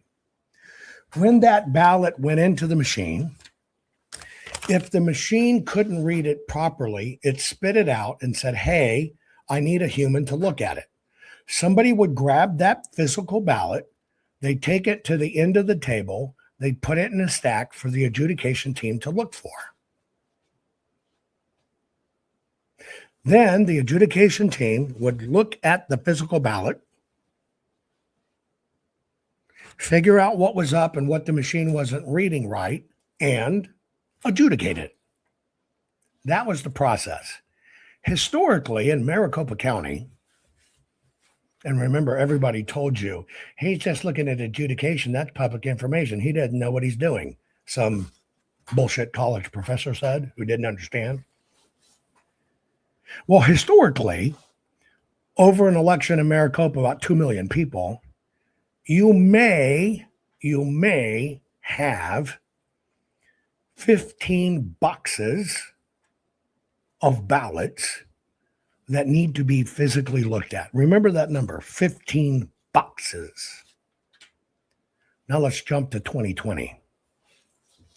First off, you know what a box is. Inside the box is generally 8 batches of ballots. The boxes themselves are stacked on pallets. One pallet holds, we'll call it 45 boxes. One pallet. Okay? Now in Maricopa in 2020, when the ballot couldn't be read, it notified nobody. First time in history, notified nobody. Instead, the ballot went in, didn't tell anybody something was wrong with it, but the adjudication process was held at a remote building. And then at the remote building, it comes up on a screen and says, you got to look at this ballot. Now, you kind of saw that demo where the lady said, I can make anything happen I want. You saw that video. And that's how adjudication worked for the first time in history. It wasn't there. It wasn't physical. It was all virtual, and it was held at a different place. In Maricopa County, if they would have stayed with the standard procedure that happened every time before 2020, the outstacking process, which is what it's called, would have accumulated 2.5 pallets of boxes. There would have been about 120 boxes when the average might be 12, 13, 14. There would have been 120 boxes of evidence over there. Do you think somebody would have screamed, what the fuck's going on with the machines? But they hid it. They hid it. The average, 1 out of every 8 ballots was adjudicated in Maricopa County. 1 out of every 8. When they used to say, you get to 1 in 50, you change that machine out. Now that's how they pulled off the hiding of the suspension. It doesn't cancel your vote, doesn't change your vote. It suspends your vote. Now, if you can suspend the vote, you know what the vote is. You know how many ballots there are. They just haven't come down and been officially counted yet because somebody has to click the button. What do you end up knowing? You end up kind of getting a free look at what the election is really going on. Now, if you have that information because of adjudication,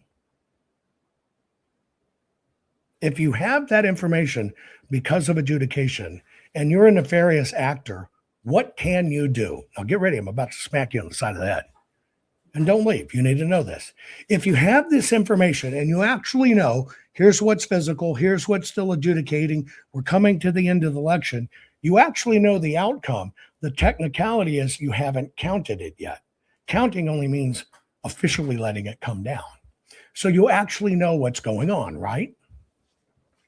Still using Maricopa County, do you remember we need 10 extra days, first time in history, all these places, same thing. We need 10 extra days to count all the ballots. Do you remember that, Chet? Well, I'm going to go back. If you've been with me for a while, you know this. Just so you know, in Maricopa County, they use 10 tally machines running on an average 140,000 ballots a day. So we now know what a tally machine will do. 140,000 ballots a day, 10 machines will do it, each one, right? That's how many they got. 10 machines running. And when they have 10 machines running balls to the wall, they can do about 140,000 ballots a day. They told us they had all these 300,000 ballots to count. They need 10 extra days. Well, if you look at the dotted line in the center, that's election day. You look forward, and we're looking at those 10 extra days. They used 2 tally machines, not 10. One of them was about 89,000. One of them was 100,000. All the rest of them averaged to about 5,000. And several days they counted nothing. So what were they doing? Well, see, that number that they ran in should equate to how many they said they had left.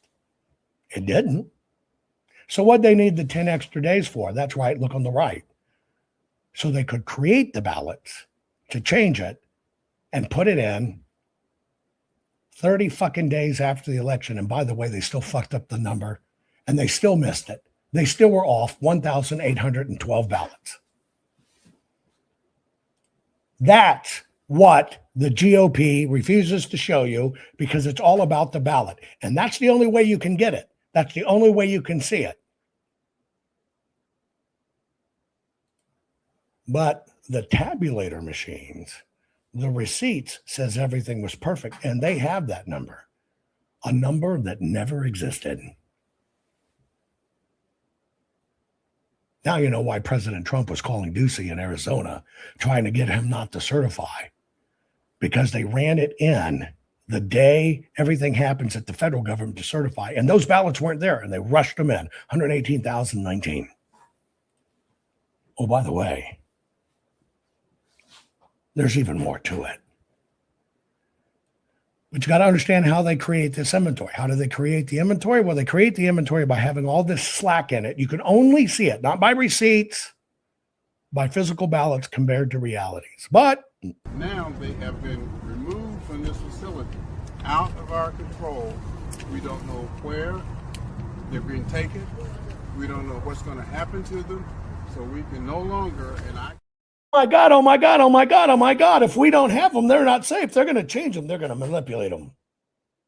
Same tactic. Now they have been removed from this facility, out of our control. We don't know where they're being taken. We don't know what's going to happen to them. So we can no longer, and I can no longer, as chair of this board, satisfy not only the citizens of Atlanta, but the citizens of the world, that those ballots are still secure. So that is a major concern that I have right now. Again, the point is, once they were here, as long as they were here in the control of Fulton County, I was confident that they were safe and secure. And the other point I'd like to make, this goes back to the 2020 elections. For the life of me, I still cannot understand the fascination about the 2020 elections, which occurred 6 years ago. That election is over with. That election has been reviewed, it's been audited, and in every case, every instance, we get a clean bill of health. If there's anybody who knows what happened in 2020 on that night at State Farm Arena, it was Fulton County Commission Chairman Rob Pitts. I was there. So the fascination with this, I still don't understand it. But we'll have more to say later. I just want to say that Fulton County Department of Registration and Elections is always and will continue to maintain fair, transparent, and accurate elections. And we will continue to do the work of the electorate here in Fulton County. The FBI is still in the building. We have fully complied. We will always comply with law enforcement and with the rule of law. And that's what we do here in Fulton County. And that's all I have to say. How concerned are you, sir? How concerned are you voter information will be compromised? How concerned are you that they can be compromised? What the fuck do you think they did in all these years that they've had them? But do you remember back me telling you in the audit in Arizona, I'm talking with Brnovich, who has now passed, by the way, AG of Arizona, and I'm showing them how many bullshit voters are at vacant lots. 2,000 people at a vacant lot address. We got tipped off this by the fine works, right, of Liz Harris. 2,000 people. It's a blank freaking field. Doesn't even have a mailbox. But those ballots somehow get gathered up and dropped off at an NGO several blocks away. Number one, forwarding that ballot's a crime. It's not allowed, but it's still done. We pointed these out, pointing out 7-Elevens with 12 registered voters at a 7-Eleven. 118 voters registered at a Mexican restaurant. Can't use a business address. All of the conservative broadcasters told you forensic audit was bullshit. It was a con. Jovan's a grift. They didn't find anything. They didn't report anything. Here we are, 5+ years later. Finally, people on the ground are picking up on our work. Everything I've said, get your ass out and verify them. What are they finding? And here's the same people in charge in Fulton. What you're doing is extremely dangerous. Why is it dangerous? Because you're spreading conspiracy theories. It's not a conspiracy theory. Do you have $45? I'm not undermining. I'm not saying people are voting there. Ma'am, I'm not saying that people are voting there. I'm not saying people are voting there. I'm saying people are currently registered to vote there. We went around Fulton County the last few weeks and we see that people are currently registered to vote in places like empty lots, homeless shelters that closed 10 years ago. What would you do if you become Secretary of State to address that? I'm not going to reply to conspiracy theories. It's not conspiracy. It's a current. You can currently go on the voter rolls, purchase them for $45, and go there with us. We will gladly take you if you want to go to. I appreciate what you're saying. I'm not going to respond to conspiracy theories. How is that a conspiracy theory? It's an active voter rolls. If you're going to be running for Secretary of State, you're in charge of maintaining the voter rolls. Don't you care about if people are registered to vote from empty lots? Questions. I appreciate it. I've got to. Do you think it's a conspiracy theory that people are registered to vote from empty lots, though? Well, I have the ability to go wherever I want to. People are currently registered to vote in empty lots, Commissioner. And if you're going to run for Secretary of State, aren't you going to at least take a look at that? It took me $45 to purchase the vote. True the Vote wasted people's times by saying, look at the address. If you think it looks funky, put it on our list and we'll report it. Nothing fucking happens that way. Nothing. Get your ass out on the ground and confirm it's a vacant lot and document it the right way. You can force the county officials to remove them. Now, finally, people are waking up to the procedures that I've been telling you. And I'm telling you how you do this. And this was the discussion. I mean, this was the physical discussion that I'm sitting with President Trump. I'm sharing every bit of this, every single bit of this. And President Trump sitting there going, holy shit. At this time, I'm no longer sitting in front of him. I'm standing behind him at his desk and I am showing him the numbers. And I'm saying, President Trump, it's the voter rolls. The voter rolls are the ammos in the gun. And it's the voter rolls that enable the paper. You don't get the paper, you don't get the voter rolls. This fucking machine shot's a fucking waste. It's a misdemeanor. The ammo for the machine that is the voter rolls, which is, you got to be on the voter rolls to get the ballot. Behind me, so President Trump's here, Devin Nunes here, President Trump's staff. I hear, well, we're told that if we focus on the voter rolls, that it's just a waste of time. So I turned around like I did because I have nothing to lose. And I said, who in the hell told you that?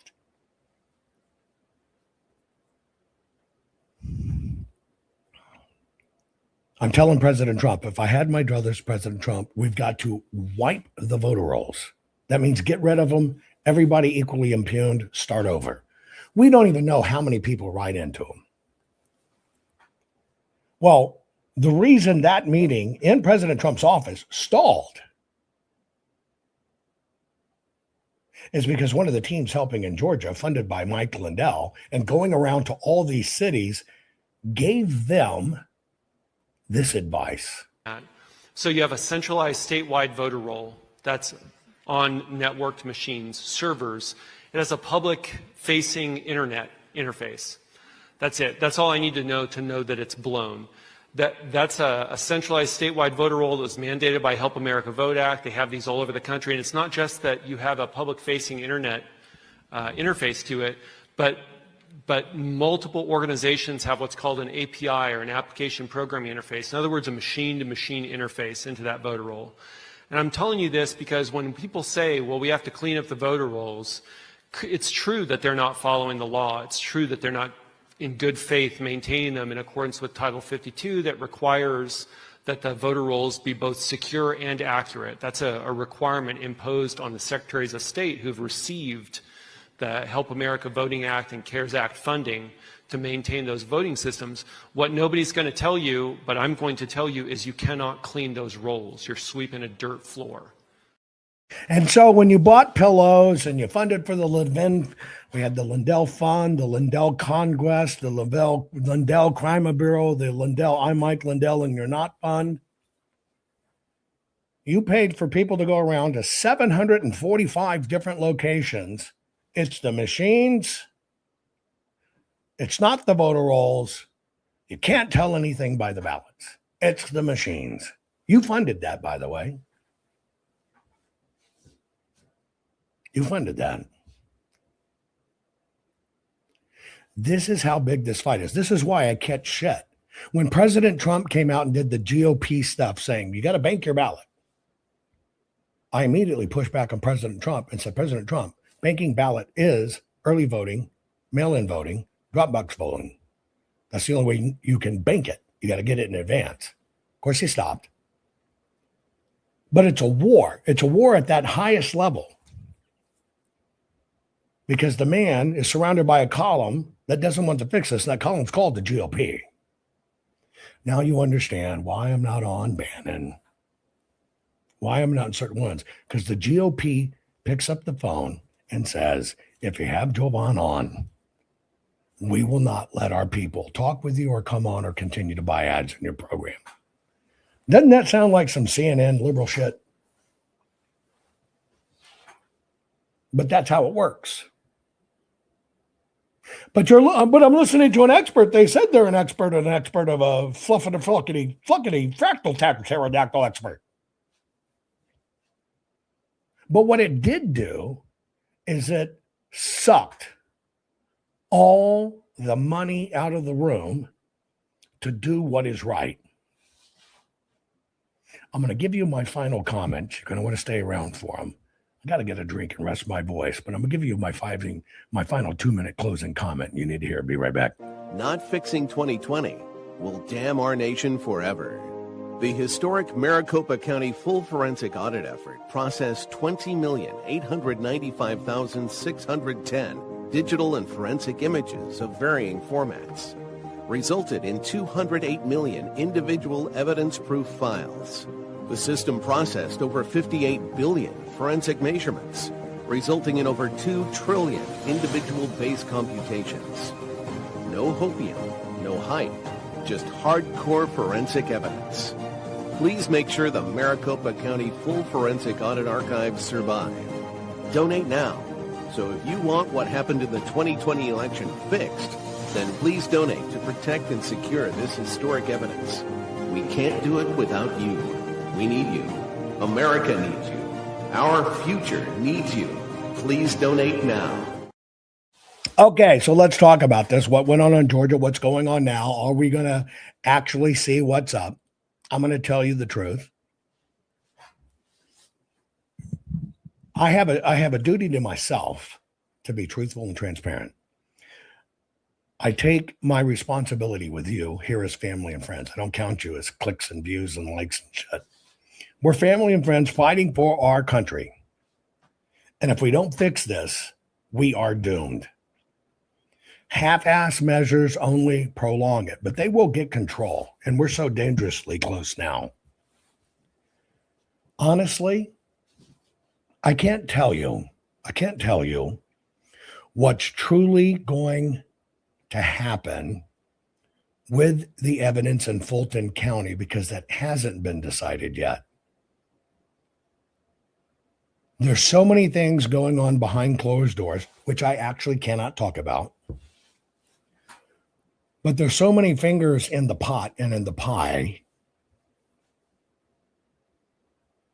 It's a challenge. It's an internal world. Let me give you an example. You heard people like Scott Pressler, and you think's a hero, go around the country telling people, you don't want to vote on election day, they might not have paper. Well, if they don't have paper, they've maladministered the election, and you fucking hope they do something as stupid as that, because then you have standing. But Scott Pressler went around, got to bank your ballot, got to bank your ballot, got to bank your ballot, and he's supposedly some election integrity expert. Well, his father's big in the GOP, and Scott was hired by the GOP, and I think we're finding out, I hear it's millions of dollars, maybe $12 million he was paid to give that message. And of course, he's just like the same guy, don't clean the voter rolls. Same event telling you, oh, election day, they'll run out of paper. Don't do that. Don't do that. You got to bank your vote. Bank your vote is early voting, drop boxing, and mail-in, because you got to get the ballot packet. That's the envelope with the ballot in advance. in advance.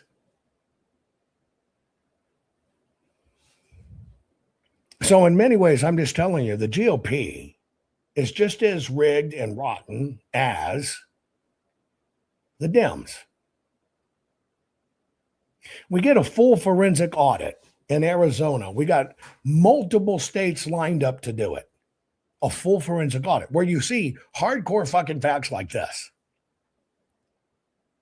The same people that paid for all these experts to go on the road, our Cause for America, our Detective Bureau, whatever the shit it is, fucking told those states a full forensic audit is a waste of time. Canvass. If you find something, canvassing, then we'll do a full forensic audit. So people decided to canvass. By the way, where's your report? What happened? Oh, that's right. You don't have a report because all of the people that did the canvassing stuff made people sign do not disclose, do not talk. And that's why you or the public has never seen a report. But you fucking ate up a lot of time. Same people. Same stuff. Same people telling you it's the machines, knowing it's all voluntary, and at worst, somebody's going to get $1,000 fine, maybe a year in jail. Well, they'll fucking pay some schlup $10 million to sit their ass in jail for a year. Who cares? That's the rig. That's the rig. And I just got to tell you, everybody wants a hero. I want to let you know, I am not a fucking hero. I'm a technologist. I am only showing you as an investigator what I found. I can't fix it. You can fix it if you decide to. You can fix it. I can't fix it. All I can do is have the evidence. I can't bring the lawsuit. Like in Arizona, can I bring a lawsuit for this? I'd have no standing. Why?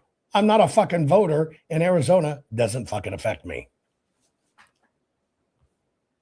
I'm an expert witness hired by the Senate to do a full forensic audit, which means I am the expert witness, must testify. You don't file the suit and testify as the expert witness, you're compromised. But the system doesn't want you to know this stuff. I have no problem calling it like it is, and I have no problem if I'm wrong, saying I'm wrong, but I'm telling you like it is. But how does America respond to this stuff? We respond to the same shit, different color. We know that news was fake and crap. We know it. And we continue to ignore this when it's right in front of our faces. That puzzles me. I have to tell you, that actually puzzles me. You can actually look at the evidence, but linear thinking logic has disappeared in your life. And that's how the system has trained Americans. Let me ask you a question. You know that ABC, NBC, CBS, MSNBC, CNN, they're all various different companies. And you know they all compete for the same ad dollars because they're different companies, right? You know that. Then answer this for me. I'm going to show you about 40 seconds. If they're all different companies, which means they all have different employees, which means they have all different news directors, why does this happen? Extremely dangerous to our democracy. This is extremely dangerous to our democracy. This is extremely dangerous to our democracy. This is extremely dangerous to our democracy. This is extremely dangerous to our democracy. This is extremely dangerous to our democracy. This is extremely dangerous to our democracy. This is extremely dangerous to our democracy. This is extremely dangerous to our democracy. This is extremely dangerous to our democracy. This is extremely dangerous to our democracy. This is extremely dangerous to our democracy. This is extremely dangerous to our... I think you get the idea. All different companies, all different logos. How do they spit out the same shit? It's because, folks, nothing's real. Nothing. My confidence comes from our work in Maricopa, which is the only, from beginning to end, documentation, evidence, and a certified chain of custody kept to this day of everything that happened in the 2020 election. Nowhere else does this exist. And it's never been done at time. I personally looked over 2 million ballots, 189 million voted ovals. Nobody in history has ever done that. But that's what they stay away from.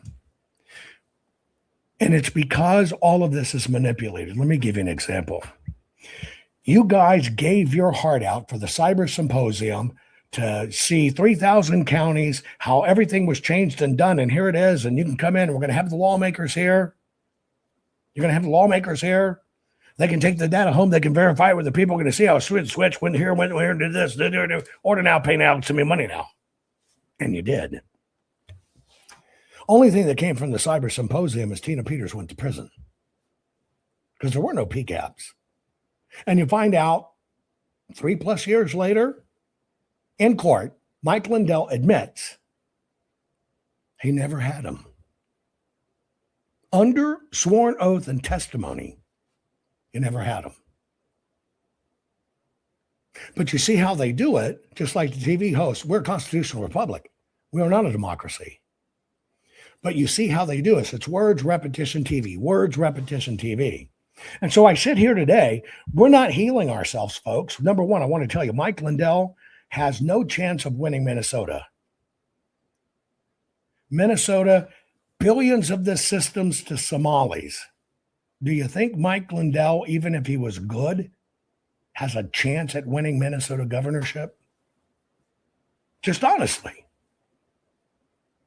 But on that, I got another question. If he will get on TV, take your money, and fucking lie to you that he had the PCAPs, but all of a sudden, no, it's a protected witness by the CIA, and all of that was bullshit. The only thing to show for his work is Tina Peters went to fucking prison, and all he told you was focus on the machines, get pissed at me and leave. That shows how shallow you are. Focus on the machines. It's a misdemeanor. Never in history covered our work, ever. How do you trust that? Oh, Mike got gullible, got taken for people. Okay, let's put it in a governorship point. Do you want a governor that's gullible? Do you want a governor that can buy into an operation by the CIA and be controlled? It's a double-edged sword, baby. You can say, poor Mike, he was just conned by people. Okay, let him governor. He'll be conned by even bigger people. Do you understand how this racket works? Even down to the GOP. You have all this data, you have all this stuff to show you. I can give you the names of the people that did it, when they signed and when they didn't. Do you ever see that on Bannon? No, because the GOP won't allow it.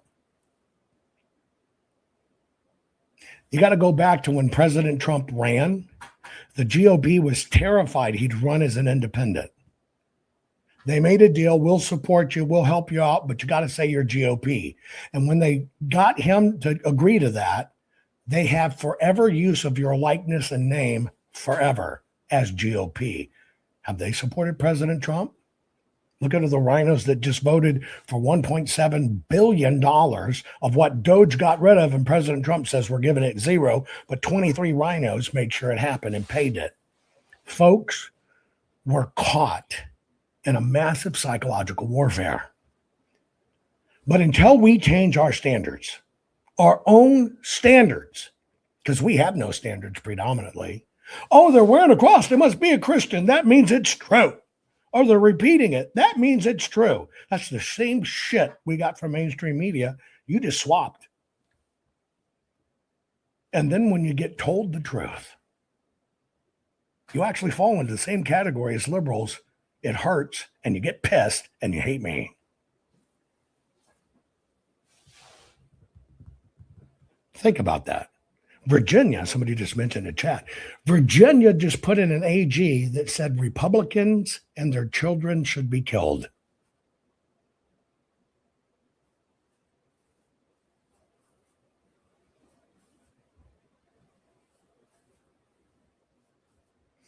The entire system is broken. And what it takes to fix is people to wake up and have high standards. If you're following the people that said the full forensic audit in Arizona was a grift, you have been conned and you've sold your soul. Why would you back anything where the rules are voluntary? Did you even know that all the election rules for the machines and software are voluntary with no enforcement? Why would you back melting the machines to prison bars? A machine is just like a gun. That fucking gun doesn't shoot unless you got ammo and you got a bad person behind it. It's not the gun's fault. And you accept that when you're battling liberals, but when you're battling conservatives, oh, that gun can shoot, because you won't take out the bullets. You won't recognize its people, paper, and programs, and you fall for the same con and the same con and the same con because you treat all of this like it's a popularity contest. No, it's the survival of fucking America contest. Either America survives or it doesn't. And that affects every Christian, every Jew, every Muslim, every Catholic, every Baptist, every atheist, every gay person, every brown person, every right person, every left person, every person who doesn't give a fuck. It affects us all because that's all that's left. Those are the only two sides. You got to do some soul searching. Because it's funny, you can have the evidence in front of you, and so many people will not support it to make sure it survives. Because you'd rather fucking put your money in a pillow or buy the next little cross trinket versus making sure the most important evidence in history survives. So we can finally fix all of this. My job's only to show you. I give you the taste of the background. I'm not just a commentator. I'm right in the fucking middle of it. I'm not somebody who just quit Taco Bell to become a political commentator like other people you follow. This is it. This is real fucking life, baby. And we're going to lose our country if we don't collectively learn how to fight this. Share this program because it's a fight for your life. Our courts are based on clear and convincing evidence. Want convictions? Want justice? For what happened in the 2020 election? Then we need your help. Not fixing 2020 will damn our nation forever. The decision you make in the next few moments could decide whether we ever get our elections fixed or not. Here's why. Trump campaign and allies filed 64 different lawsuits. They all went down in flames. 100% of these cases were presented on "It's the machines," or "The machines changed the votes," or "The voting company executive said he would make sure Donald J. Trump would not win." They all went down in flames. Why? You can't bring theories to court as evidence. No supposed Zoom call or six-degree polynomial math theory or census data is or ever will be proof of fraud. You can't bring theories to court as evidence. Here's why. In both civil and criminal law, the side making a claim carries the burden of proof, and prosecutors must prove guilt beyond a reasonable doubt. Without physical or otherwise verifiable evidence, a case cannot meet this high threshold. Physical evidence is the key. The question is, did anyone get relevant, reliable, provable, testable, and duplicatable evidence of what really happened in the 2020 general election? And the answer is yes, absolutely. The full forensic audit of Maricopa County, Arizona is the only evidence-gathering work which gathered relevant, reliable, provable, testable, and duplicatable evidence of what really happened in the 2020 general election. Evidence so damning that the system, the deep state, and those who pull the strings of this country have fought to keep it hidden and have hoped to have it be forgotten to time. Almost $3 million invested in time, funds, and efforts to unlock that which the system wanted hidden. But now, that evidence is in danger of being lost forever. So if you want what happened in the 2020 election fixed, then we need your help. Please donate to protect and secure this historic evidence. With the 2026 midterms coming up, the system is going to try to lame duck President Trump and then most likely introduce new impeachment proceedings. This is the evidence which will help win the war which is surely to come. We need to keep Maricopa County full forensic investigation and archives secure and ongoing. So if you want what happened in the 2020 election fixed, then we need your help. Please donate to protect and secure this historic evidence. We need your help securing the full forensic audit archives. Don't allow the only testable, objective, and reliable 2020 election evidence fall into obscurity. Millions were spent on getting it documented and tested. This is historic evidence. Not fixing 2020 will damn our nation forever. The historic Maricopa County full forensic audit effort processed 20,895,610 digital and forensic images of varying formats, resulted in 208 million individual evidence-proof files. The system processed over 58 billion forensic measurements, resulting in over 2 trillion individual base computations. No hopium, no hype, just hardcore forensic evidence. Please make sure the Maricopa County full forensic audit archives survive. Donate now. So if you want what happened in the 2020 election fixed, then please donate to protect and secure this historic evidence. We can't do it without you. We need you. America needs you. Our future needs you. Please donate now. Not fixing 2020 will damn our nation forever. Please donate now.